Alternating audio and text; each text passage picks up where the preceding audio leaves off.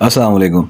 ये 3.5 फुट के छानने हैं हमारे पास और इसके अंदर दो तरह की जो है ना दो कैटेगरी में बनते हैं। ये एक छानना होता है स्टड वाला, मैं ये करीब से आपको दिखाता हूँ, और एक पे जो है ना स्टड के बजाय पतरी लगती है। अब ये स्टड ही होता है जिसको मैंने हाथ लगाया है, और इसके अंदर बैरिंग होते हैं दो।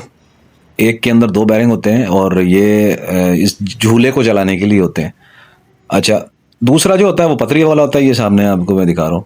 आमतौर पर कस्टमर ये समझता है कि शायद बेरिंग वाला ज़्यादा अच्छा होता है बनिस्बत इसके, तो मैं रेकमेंड करता हूँ कि आप इस तरह का छानना ना लिया करें स्टड वाला। हमेशा आप जो है ना पतरी वाला लें। स्टड के ये जो बेरिंग होते हैं ये अक्सर जाम होते हैं, खामखा का खर्चा है, फजूल चीज़ है। और जो पतरी वाला है उसकी स्पीड भी ज़्यादा होती है, इससे झूला अच्छी तरीके से हिलता भी है और उस काम भी अच्छे तरीके से करता है।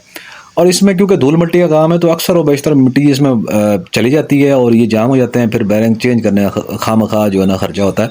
लिहाजा मेरा मशवरा ये है कि आप ये ना लिया करें।